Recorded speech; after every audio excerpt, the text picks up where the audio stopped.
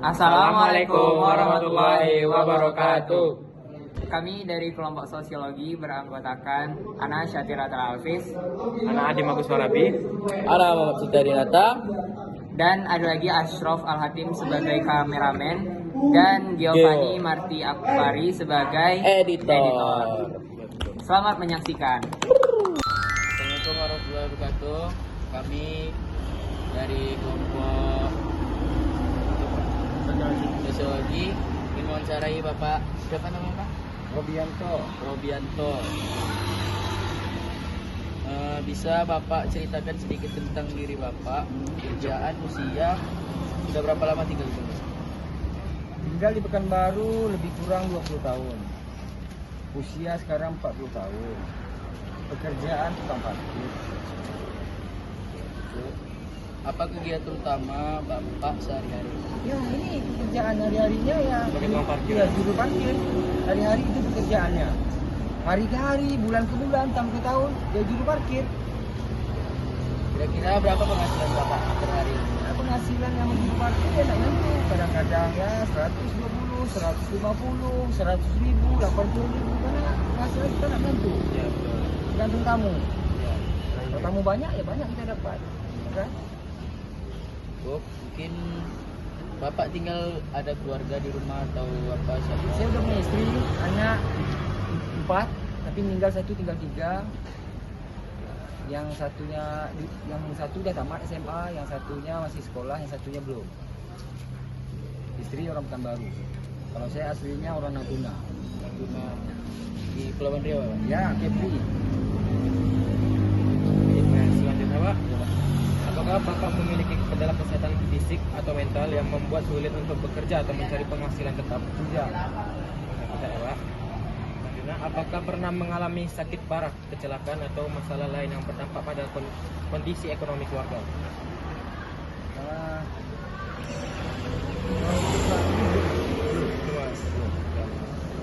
Nah, bagaimana semangat dan motivasi Bapak dalam berusaha memperbaiki keadaan ekonomi? harus bekerja keras. Gimana caranya anak istri kita hidup, sekolah, ya kan, bahagia. Itulah seorang laki-laki. Seorang kepala rumah tangga harus kayak gitu. Harus berjuang. Lanjut ke saya lagi Pak. Boleh. Bagaimana kondisi lingkungan tempat tinggal Bapak? Apakah mendukung untuk mencari pekerjaan atau berjualan? Kalau untuk tempat tinggal, untuk mendukung untuk berjualan di sini ini, lingkungan ini ya ada bagusnya sih, banyak juga peluang-peluang. Cuma kan kita kendala modal ya kan, utamanya pasti itu. Apakah kondisi alam, hujan, panas, banjir sering menghambat pekerjaan Bapak sebagai juru parkir? Pastilah, pasti. Cuma kalau nama kita juru parkir ya pasti kita panas berpanasan, hujan berhujan, pasti karena kita melayani orang. Betul. Kita pelayanan, tukang parkir itu adalah seorang pelayanan. Melayani tamu yang baik. Cukup? Lanjut ke pertanyaan Selanjutnya, apakah Bapak merasa kesulitan mendapatkan pekerjaan yang layak atau berpenghasilan stabil? Ya, betul. Susah untuk cari pekerjaan yang layak. Bentar ya. Ya Pak. Apakah harga kebutuhan pokok sering tidak seimbang dengan penghasilan yang Bapak mendapatkan? Ya. Tidak sesuai pendapatan dengan pengeluaran karena barang pokok mahal. Ya. Menurut Bapak, apakah ada ketimpangan antara orang kaya dan orang miskin di sekitar Ya. tempat tinggal? Ya. Itu berlaku. Bapak merasakannya? Ya. Jauh berbeda, orang kaya dan orang miskin itu jauh. Selanjutnya, apakah Bapak merasa kesempatan untuk memperoleh bantuan atau pekerjaan hanya diberikan pada orang tertentu? Iya. Ya. Iya. Bagaimana latar Bapak dan keluarga sudah terpendidikan? Bapak lulus apa? Kalau istri SMA, saya SMA, ya kan? Ya kalau untuk lulusan tamat SMA dia bekerja, tentu kita niatnya ada kerja, kita kerja. Kalau kita milih kayak mana? Susah. Sedang nggak milih aja susah kerja. Iya. Karena sekarang orang main datingan, main dekat, siapa orang dalam, siapa belakanganmu, baru kita bisa kerja. Itu berlaku dari dulu sampai sekarang. Apakah Bapak merasa sistem pendidikan itu membantu masyarakat miskin untuk keluar dari masalah? Oh iya, salah satunya memutuskan mata rantai kemiskinan yaitu pendidikan salah satunya. Saya sadar itu. Wajib kita bersekolah tinggi. Tapi kan nggak semuanya orang mampu juga kita sekolah tinggi itu kan. Apakah Bapak merasa hidup tertentu yang mempengaruhi kondisi ekonomi keluarga? Bagaimana ulang ini? Apakah Bapak merasa ada faktor kebiasaan atau cara hidup tertentu untuk memenuhi kebutuhan keluarga? Kebiasaan Bapak berkegiatan untuk Pastilah, yang salah satunya kita usaha maksimalkan dengan pendapatan dengan pengeluaran, ya kan? Nggak mungkin banyak pengeluaran pada pemasukan. Itu kita harus seimbang. Betul. Itu salah satunya kita menjaga ekonomi. Nah, Pak, apakah penghasilan Bapak cukup untuk memenuhi kebutuhan dasar seperti makanan, tempat tinggal, dan kesehatan? Sebenarnya cukup, dikatakan cukup yang nggak cukup ya kan? Karena cukup nggak, cuma harus maksimalkan ya semaksimal mungkin lah, maksimal mungkin lah harus dijaga. Kalau cukup nggak cukup, kita bisa menilai, karena bisa menilai juga berapa pendapatan tukang parkir itu kita dilihat dari 120 sampai 150 sampai 80.000 per hari, kalikan sebulan berapa. Kalau kita bayar BPJS saja sekarang BPJS kelas 3 itu udah berapa?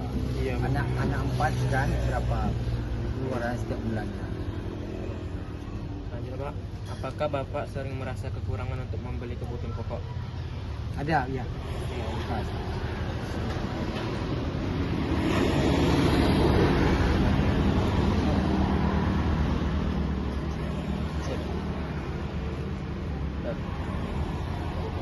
Ini viral nanti ini. Ini buat tugas sekolah aja. Sekolah ya, Pak? enggak. Yes. Kalau dulu share dulu. Yes. Atau aku dulu. Ya, Pak.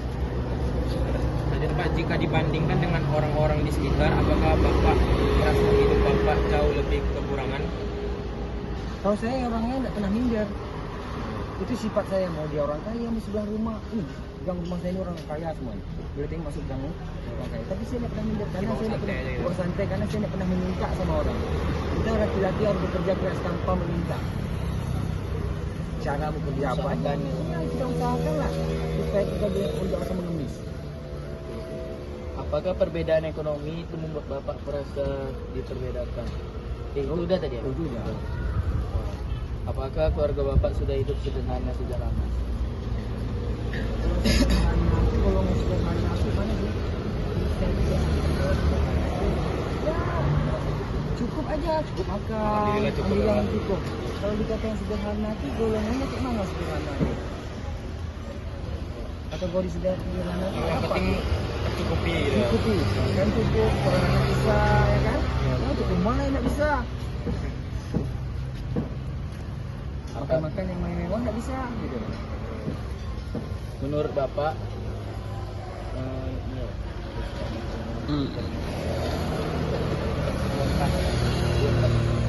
apakah daerah asal atau lingkungan tempat tinggal memang sulit untuk berkembang dari dulu?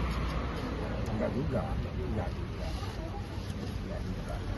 Itu tadi, kalau untuk itu ya itu tadi. Karena di dulu sampai sekarang itu cekap tadi, cekap ini siapa, orang itu siapa, kita ini siapa, gitu itu aja. Jadi dulu Indonesia kayak gitu. Terus selanjutnya ada lagi Pak. Apakah menurut Bapak ada kebiasaan atau budaya di lingkungan sekitar yang membuat masyarakat sulit keluar dari kemiskinan? Narkoba salah satunya. Kita kalau buka nanti biar sekolah tahu, guru tahu, siapa kampus tahu. Siap. Ya, apakah Bapak pernah melihat orang yang lebih berkuasa mendapat bantuan atau kesempatan yang lebih? Nah, itu saya tidak pernah dapat ya. Saya bukan orangnya, saya tidak pernah begitu pula senilai orang lain. Saya tahunya pokok diri saya kok beda. Ada perbedaan kan, ada perbedaan orang kaya dengan orang susah, bantuan. Kita nak dapat orang dalam dapat itu kan ada perbedaan di situ. Siapa dia, saya tidak tahu. Saya tidak pernah nilai orang lain sih. Apa menurut Bapak praktik seperti korupsi atau ketidakadilan sosial berpengaruh pada kehidupan orang? Iya, pengaruh besar. Korupsi itu salah satunya menghancurkan masyarakat kecil. Ini ada pertanyaan terakhir nih Pak. Ya. Bagaimana kondisi ekonomi memengaruhi hubungan Bapak dengan keluarga dan masyarakat sekitar? Kalau sama keluarga saya baik-baik aja. Rumah, istri mengerti keadaan kita. Kalau tetangga ya pastilah dia. Kita ini siapa sih nilainya kan? Kita orang miskin, kita orang susah, kita tidak punya apa-apa. Kalau orang pasti nilai kita. Tapi kalau kita mau keluarga baik-baik aja. Alhamdulillah baik-baik aja. Ya. Selanjutnya, apakah Bapak merasa diperlakukan berbeda atau direndahkan oleh orang lain karena kondisi ekonomi? Tidak dia merasakan itu. Saya kalau pernah pun dari itu saya kasih lawan. Selagi nggak salah. Ya, ngapain kita takut sama orang? Oke, ini pertanyaan terakhir Pak. Apa harapan Bapak untuk masa depan keluarga, bantuan atau perubahan seperti apa yang paling dibutuhkan masyarakat miskin? Contohnya kesehatan, pendidikan, ya kan? Indonesia ini harus perbaikan dari kesehatan sampai pendidikan dulu, minimal gratis, ya kan? Korupsi itu di mana-mana, dari yang bawah sampai atas. Mana mau berkembang Indonesia? Ya bagi kita orang mak tidak mampu, bagaimana mau masuk perguruan tinggi? Korupsi itu ada terus.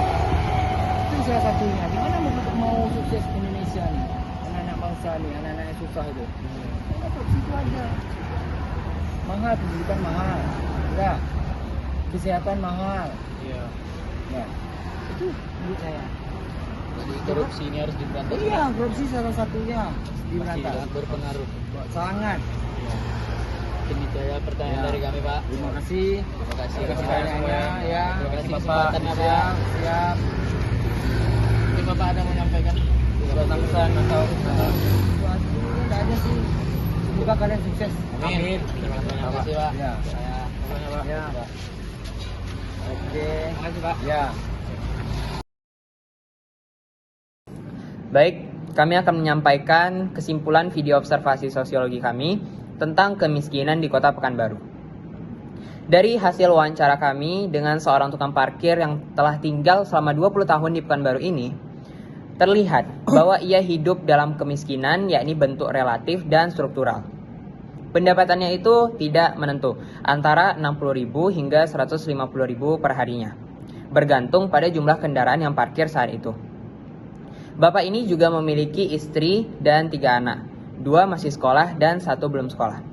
Adapun yang menjadi faktor utama, yang pertama ialah faktor pribadi tidak menjadi penyebab utamanya, karena bapak ini sehat dan bekerja keras demi keluarganya.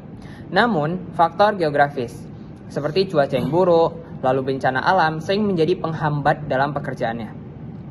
Dari sisi ekonomi, tingginya harga kebutuhan pokok dan sulitnya mencari pekerjaan yang layak membuat penghasilannya tidak mencukupi.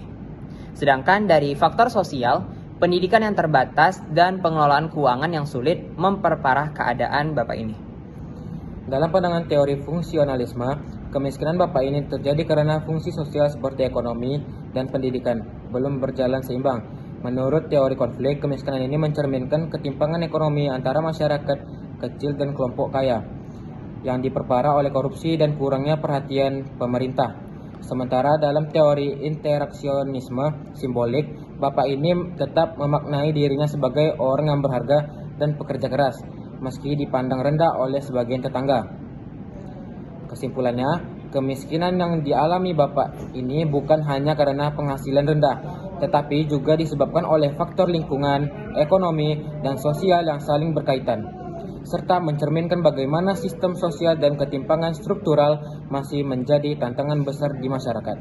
Oke, itu dia hasil dari kesimpulan wawancara kami bersama tukang parkir. Wassalamualaikum warahmatullahi wabarakatuh.